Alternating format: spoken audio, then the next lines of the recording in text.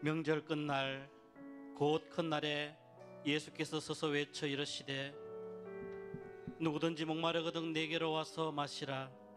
나를 믿는 자는 성경의 이름과 같이 그 배에서 생수의 강이 흘러나오리라 하시니, 하나님 아버지, 오늘 우리들에게 복된 날을 허락해 주시고 주님의 날개 그늘 아래로 불러 모으셔서 함께 예배 드리게 하신 그 은혜를 감사합니다. 우리는 두 가지 악을 저질렀습니다. 하나는 생수의 근원이신 하나님을 버린 것이고, 또 하나는 물이 새는 웅덩이를 파고 그것을 샘으로 삼은 것입니다. 그렇게 하나님을 떠나 스스로 생명의 길을 찾은 것처럼 여기던 거짓과 빗잠에서 우리를 건져주시고 예수님의 보혈로 씻겨주시며 예수님 안에서 영원한 생명을 누리고 또한 세상에 생명을 끼칠 수 있는 사람들로 구원해 주신 그 은혜를 감사합니다. 오늘 예배 가운데 우리들의 시선이 하나님의 은혜와 영광 가운데 집중되게 하여 주옵시고, 그 은혜와 영광 가운데 새 힘을 얻어서 세상에 나아가 빛과 소금의 삶을 살게 하여 주시옵소서. 예수님의 이름으로 기원하옵나이다. 아멘. 사도행전 4장 5절에서 12절 말씀입니다. 이튿날 관리들과 장로들과 서기관들이 예루살렘에 모였는데 대제사장 안나스와 가야바와 요한과 알렉산더와 및 대제사장의 문중이 다 참여하여 세우고 묻되 너희가 무슨 권세와 누구의 이름으로 이 일을 행하였느냐. 이에 베드로가 성령이 충만하여 이르되 백성의 관리들과 장로들아, 만일 병자에게 행한 착한 일에 대하여 이 사람이 어떻게 구원을 받았냐고 오늘 우리에게 질문한다면 너희와 모든 이스라엘 백성들은 알라. 너희가 십자가에 못 박고 하나님이 죽은 자 가운데서 살리신 나사렛 예수 그리스도의 이름으로 이 사람이 건강하게 되어 너희 앞에 섰느니라. 이 예수는 너희 건축자들의 버린 돌로서 집 모퉁이의 머릿돌이 되었느니라. 다른 이로서는 구원을 받을 수 없나니 천하 사람 중에 구원을 받을 만한 다른 이름을 우리에게 주신 일이 없음이라 하였더라. 아멘. 할렐루야. 우리 힘차게 아멘하죠. 할렐루야. 하나님께서 오늘 여러분 한 분 한 분을 소중하게 이기시고 최고의 응답을 허락해 주시되 여러분 삶 속에 기적을 또 응답을 풍성한 은혜를 주셔서 형통의 모델들로 세워주시기를 주님의 이름으로 축원합니다. 여러분, 하마 한 마리의 무게가 얼마 될 것 같아요? 많이 나갈 것 같다, 그렇게 생각을 하죠. 하마 한 마리의 무게는 약 2톤에서 큰 것은 5톤 정도 되는 것도 있다고 그럽니다. 길이는요 약 3m에서 5m까지 되는 것도 있다는 겁니다. 엄청나게 큰 짐승이지요. 이 거대한 하마가 어느 날 물가에 나와서 낮잠을 즐기고 있었습니다. 그런데 그때 개미 2마리가 등산을 한다고 배낭을 메고 하마의 이 콧잔등을 기어서 올라가기를 시작했어요. 깜짝 놀라서 잠에서 깬 하마가 개미에게 큰 소리를 쳤습니다. 야 임마! 무겁다! 빨리 내려와! 빨리! 너무너무 무거워! 이렇게. 그러자 앞에 갔던 개미가 앞발을 쭉 들면서 폼을 한껏 재면서 하는 이야기가, 조용해 이 자스가, 콱 밟아 죽이빌라, 이렇게 이야기를 했어요. 그런데 뒤따르던 개미도 질세라 눈썹을 꼿꼿하게 세우면서 큰 소리를 쳤습니다. 이 자식 확 목졸라 죽이빌기다. 이 모습을 가만히 보고 있던 하루살이가 하는 말이, 참 내원 오래 살다 보니 별꼬라지를 다 보겠네, 이렇게 이야기를 했습니다. 여러분, 세상은 참 요지경입니다. 뭐가 진리인지, 뭐가 비진리인지, 누가 참말을 하는지, 누가 거짓말을 하는지 막 헷갈리는 세상입니다. 오늘 본문을 보니까 예루살렘도 발칵 뒤집힌 사건이 일어나고 말았습니다. 예수님을 쳐 죽이고 부활하셨는데 부활했다는 소문, 이것을 잠재우기 위해서 사람들을 매수하고 또 윽박지르고 또 조용히 시키고 이렇게 해서 잠잠해지는가 하는 사이에 어느 날 사건 하나가 빵 터지고 말았습니다. 이 사건이 뭐냐? 바로 사도행전 3장에 나오는 나면서부터 40년 동안 단 한 번도 걸어보지 못한 안전뱅이를 요한과 베드로가 나사렛 예수의 이름으로 일으켜 세워서 걷게 하고 뛰게 하고 찬미하면서 성전에 들어가는 놀라운 사건이 일어나게 되었습니다. 이 사실이 소문이 퍼지게 되었고 많은 사람들이 이그 사실을 확인하고자 사도들에게 몰려오기를 시작한 거지요.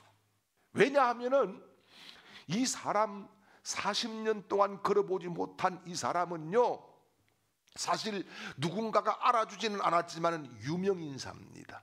왜냐하면은 성전 미문에서 성전에 가는 사람들마다 구걸을 하고 있었기 때문에 성전에 한 번이라도 가본 사람은 이 사람을 다 아는 거예요.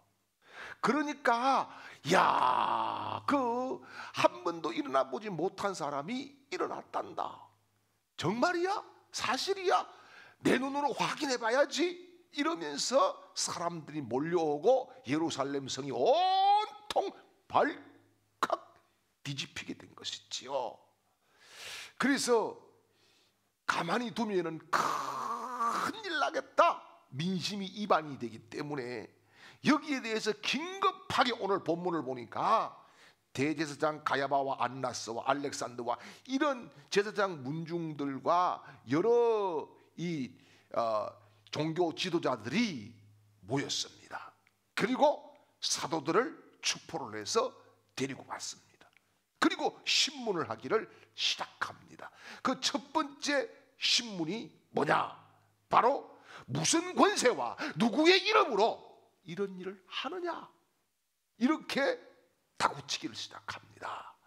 그런데 여러분, 베드로는 사실 이 가야바의 법정에 가본 경험이 있죠. 언제입니까? 예수님이 추포되어서 신문을 당할 때에 멀찌감치 불을 쬐다가 어떤 일을 만나죠? 여지야 종이 너도 저 사람과 한편이지. 너 방언을 쓰는 거 보니까 너 그 사람과 한 당이잖아. 이랬을 때에 나는 도무지 알지 못한다. 무슨 말을 하는 거야? 뚝 잡아떼지요. 그리고 마지막에는 어떻게 합니까? 저주까지 하면서 나는 모른다라고 잡아뗍니다. 여러분, 이렇게 비겁한 제자, 겁많은 제자, 정말 믿지 못할 베드로였습니다. 그런데 오늘 본문을 보니까 이 사람이 완전히 달라졌어요. 그런 겁은 다 간 데가 없고 당당합니다. 담대합니다. 떳떳합니다. 자신이 있습니다. 그리고 그 예수님을 죽인 법정 그 무리들 앞에서 바로 너희가 죽인 나사렛 예수 부활하신 그분의 이름으로 우리가 이 사람을 고쳤다. 이렇게 외칩니다. 예수의 이름의 능력, 예수의 이름의 권세, 이것을 선포하는 거지요. 설득하는 게 아닙니다. 여러분, 설득과 선포는 달라요.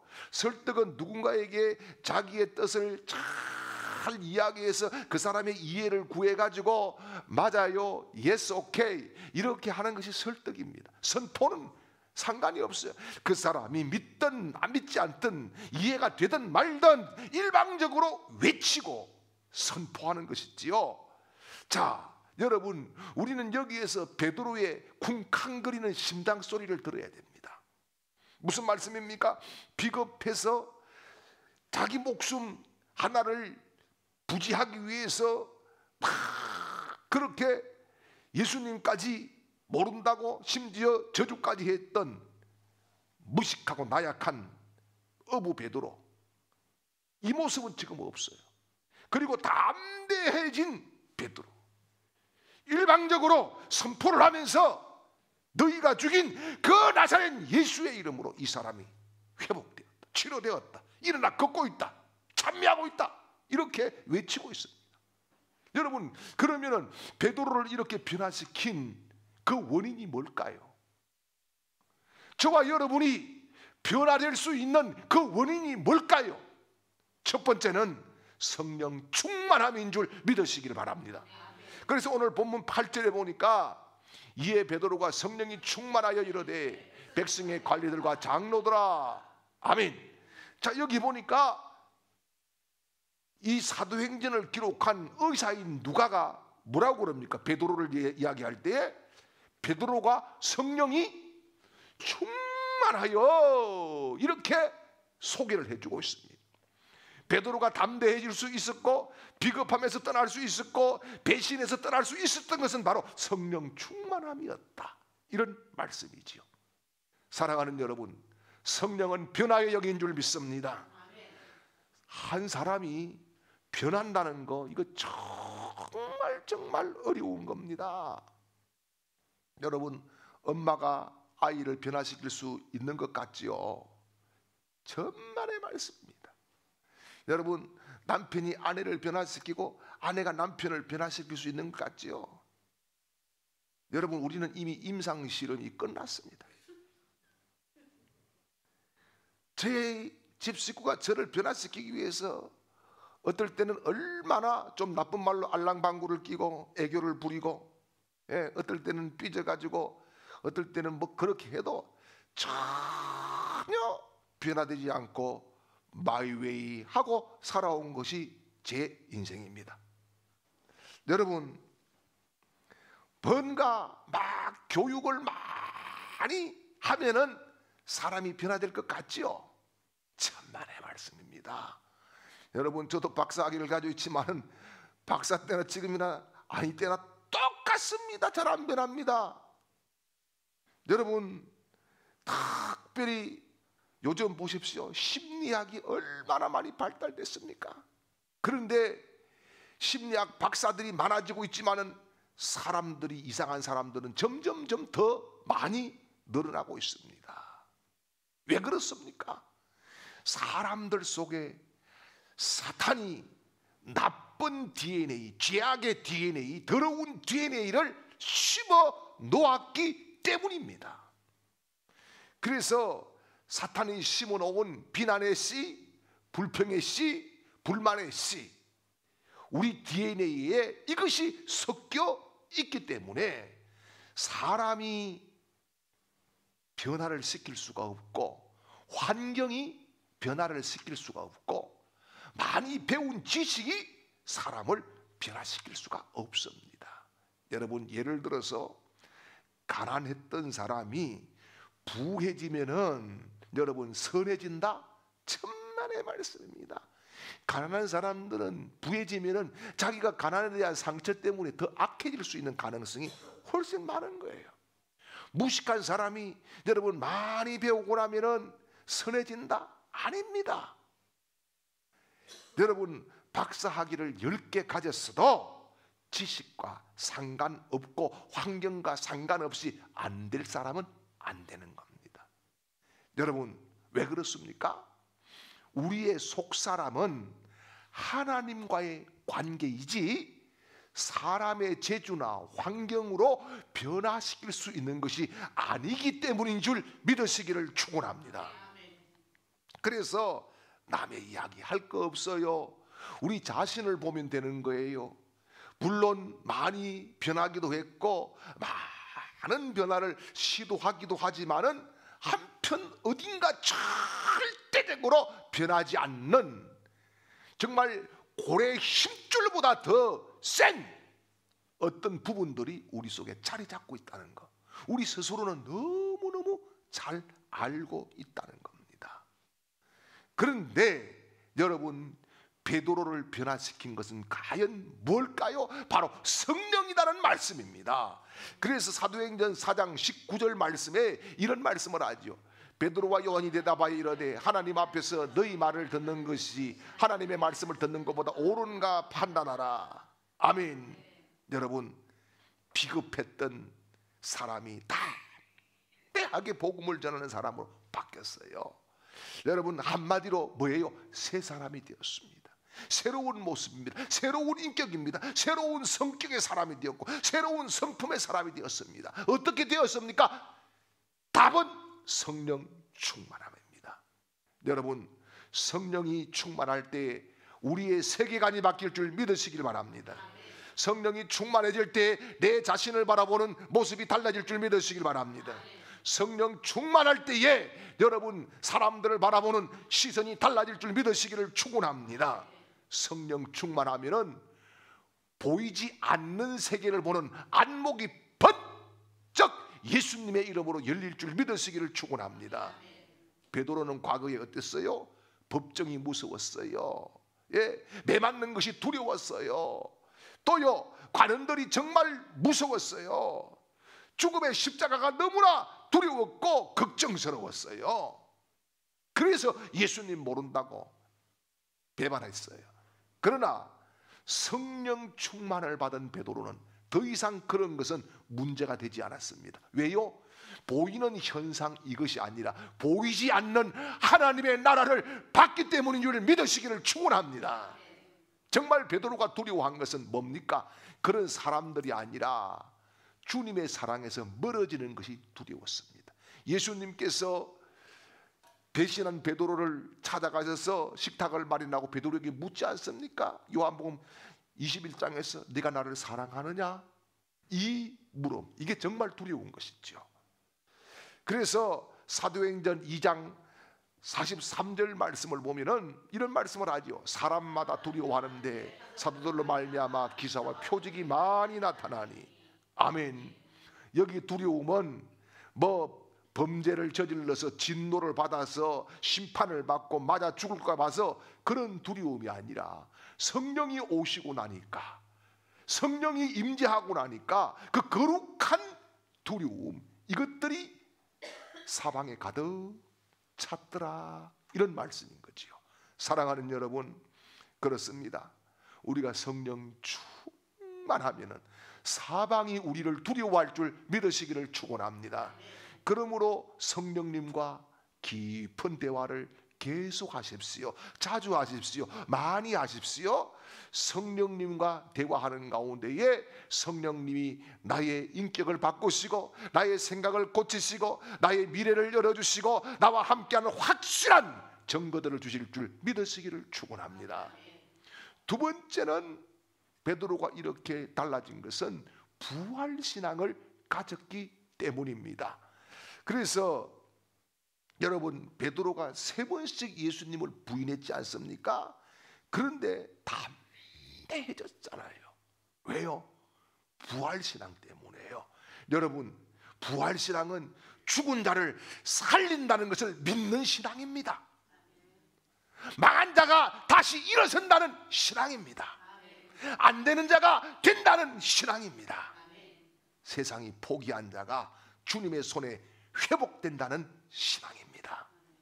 여러분, 제자들은 예수님의 십자가 죽음 사건을 목격했어요. 그리고 예수님의 무덤에 가서 빈 무덤인 것을 목격했어요.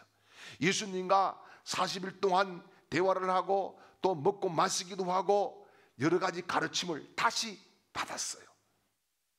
이렇게 부활을 체험하고 나니까 죽음이 두렵지 않습니다. 세상에 겁날 것이 없는 거예요. 담대함이 그들 속에 가득 차 흘러 넘쳤다는 것입니다. 여러분, 그렇습니다. 인간은 죄의 DNA를 가지고 태어나기 때문에 죄값을 주님이 치러주셨다는 거예요. 그리고 치러주신 그 은혜로 말미암아 새로운 생명이 우리에게 부여됐다는 거예요. 그래서 우리는 두려워할 이유가 전혀 없어졌다는 사실입니다. 이것이 죄지은 인간 스스로 죄값을 치룰 수는 없지만 예수 그리스도가 직접 치루어 주셨기 때문에 우리의 운명이 바뀌고 우리 미래가 바뀌고 우리의 앞날이 열리고 하나님이 우리를 찾아오시고 우리가 하나님을 아빠 아버지라고 부를 수 있는 거룩한 관계의 회복이 이루어진 줄 믿습니다. 그래서 예수님께서 요한복음 11장 25절 26절 말씀에 이런 말씀을 하십니다. 예수께서 이르시되 나는 부활이요 생명이니 나를 믿는 자는 죽어도 살겠고 무릇 살아서 나를 믿는 자는 영원히 죽지 아니하리니 이것을 내가 믿느냐? 아멘. 여러분, 부활신앙은 사는 신앙인 줄 믿습니다. 부활신앙은 살리는 신앙인 줄 믿습니다. 부활신앙은 살아난다는 신앙인 줄 믿습니다. 여러분, 이 부활신앙을 가지고 여러분 자신이 살아나시기를 바랍니다. 가정이 살아나시기를 바랍니다. 우리 교회가 살아나시기를 바랍니다. 이 민족이 살아날 수 있기를 바랍니다. 그렇습니다. 부활을 위해서 먼저 해야 될 것은 바로 죽는 것입니다. 죽음이 부활의 시작인 것이지요. 베드로가 이렇게 담대할 수 있었던 것은 바로 죽어도 나는 산다라고 하는 확신이 있었기 때문인 줄 믿으시기를 축원합니다. 세 번째는 예수님의 이름이 능력이 있었기 때문입니다. 그래서 오늘 12절 본문 말씀을 보겠습니다. 12절입니다. 다른 이로서는 구원을 받을 수 없나니 천하 사람 중에 구원을 받을 만한 다른 이름을 우리에게 주신 일이 없음이라 하였더라. 아멘. 여러분, 다른 이름 가지고는 안 되는 거예요. 오직 예수 이름이야 되는 거예요. 이름은 권세입니다. 이름 속에는 권세가 들어있어요. 예, 그래서 여러분 특별히 베드로가 외치는 것이 뭡니까? 다른 이로서는 구원을 받을 수 없다. 천하 사람 중에 구원을 얻을 만한 이름을 하나님이 우리에게 주신 일이 없다. 이렇게 말씀을 합니다. 그래서 바울은 빌립보서 2장 9절에서 11절 말씀에 이런 말씀을 하지요. 그러므로 하나님이 그를 지극히 높여 모든 이름 위에 뛰어난 이름을 주사 하늘에 있는 자들과 땅에 있는 자들과 땅 아래에 있는 자들로 모든 무릎을 예수의 이름에 꿇게 하시고 모든 입으로 예수 그리스도를 주라 시인하게 하여 하나님 아버지께 영광을 돌리게 하셨느니라. 아멘. 할렐루야. 하나님의 구원의 역사를 완성하신 예수님의 그 이름을 세상의 어떤 이름보다 뛰어난 이름으로 세워주신 줄 믿습니다. 그래서 세상의 모든 자들이 그의 발 앞에 무릎을 꿇고 그를 섬기고 그를 경배하는 줄 믿습니다. 예수의 이름은 능력입니다. 예수의 이름은 힘입니다. 예수의 이름은 권세입니다. 예수 이름으로 세상을 이길 수 있습니다. 예수의 이름으로 질병이 떠나갑니다. 예수의 이름으로 문제가 해결됩니다. 성경은 예수의 이름을 붙드는 자에게, 예수의 이름을 부르는 자에게 하나님이 역사한다고 가르쳐 주고 계십니다. 그래서 여러분, 예수의 이름으로 죄사함을 받는 줄 믿습니다. 요한일서 2장 12절 말씀입니다. 자녀들아, 내가 너희에게 쓰는 것은 너희 죄가 그의 이름으로 말미암아 사함을 받았으며, 아멘. 죄사함이 예수의 이름으로 이루어지는 줄 믿습니다. 두 번째는 마가복음 16장 17절입니다. 믿는 자들에게는 이런 표적이 따르리니 곧 그들이 내 이름으로 귀신을 쫓아내며 새 방언을 말하며, 아멘. 여러분, 예수의 이름으로 귀신이 떠나갈 줄 믿으시길 바랍니다. 악령이 떠나갈 줄 믿으시길 바랍니다. 사탄의 권세를 예수님이 이기신 줄 믿으시기를 축원합니다. 할렐루야. 세 번째는 사도행전 3장 6절입니다. 베드로가 이르되 은과 금은 내게 없거니와 내게 있는 것을 내게 주노니 나사렛 예수 그리스도의 이름으로 일어나 걸으라 하고. 아멘. 여러분, 예수의 이름으로 질병이 치유될 줄 믿으시길 바랍니다. 여러분, 예수님께서 우리를 위해서 친히 십자가에서 살찌져 피 흘려주시고 그가 채찍에 맞음으로 우리가 나음을 입은 줄 믿습니다. 그렇습니다. 여러분, 예수의 이름은 나의 모든 질병을 깨끗하게 치유하시는 능력의 이름인 줄 믿으시기를 축원합니다. 사도행전 4장 30절 말씀입니다. 손을 내밀어 병을 낫게 하옵시고 표적과 기사가 거룩한 종 예수의 이름으로 이루어지게 하옵소서 하더라. 아멘. 예수의 이름은 표적과 기사를 일으키는 이름입니다. 표적과 기사가 뭡니까? 사람으로 할 수 없는 것을 예수의 이름으로 한다는 말입니다. 여러분, 사람이 할 수 없는 것이 얼마나 많아요. 그러나 주님이면 가능한 줄 믿으시길 바랍니다. 우리 앞에 내가 해결할 수 없는 문제들, 그런 것들을 놓일 때마다 주님의 이름을 부르십시오. 기적이 일어날 줄 믿습니다. 표적이 나타날 줄 믿으시기를 축원합니다. 그래서 요한복음 14장 14절 말씀에 내 이름으로 무엇이든지 내게 구하면 내가 행하리라. 아멘. 예수의 이름으로 구하십시오. 주님이 행해 주실 줄 믿습니다. 그러므로 결론적으로 예수의 이름은 파워입니다. 예수의 이름은 힘입니다. 예수의 이름은 권세입니다. 예수의 이름은 가능한 이름입니다. 예수의 이름은 모든 것을 해결하는 능력의 이름인 줄 믿습니다. 사랑하는 여러분, 예수의 이름으로 기도하는 정도로 만족해 마십시오. 만약에 여러분 주머니에 1,000만 원짜리 수표를 가지고 있는데도 그것을 쓸 줄을 몰라서 구걸하고 빌어먹고 산다고 하면 얼마나 불쌍한 인생입니까? 여러분, 1,000만 원보다 이 우주의 어떤 것보다 강력한 것을 우리에게 주셨습니다. 바로 예수 그리스도의 이름입니다. 오늘부터 그 이름을 쓰십시오. 그 이름을 부르십시오. 그 이름 앞에 경배하십시오. 그 이름으로 나아가십시오. 주님이 길을 여시고 형통케 하실 줄 믿습니다. 이제는 영원한 능력이 되시고 권세가 되시고 응답이 되시는 우리 구주 예수 그리스도의 크신 은혜와 우리에게 구원을 받을 만한 이름 예수 그리스도를 주신 하나님 아버지의 극진하신 사랑하심과 이날도 우리를 도우시고 역사하시는 보혜사 성령님의 놀라운 은혜가 오늘 주 예수의 이름으로 나아가며 담대하게 승리할 것을 외치며 믿으며 영광 돌리는 모든 하나님의 백성들 머리 위에와 그 가정과 직장과 사업장과 학업 위에와 하는 모든 일들과 일터 위에와 우리 교회와 이 나라 이민족 위에와 특별히 이 시간에도 객지에서 혹은 병상에서 있는 우리 주광의 모든 가족들의 머리 위에 영원토록 함께 있을지어다. 아멘.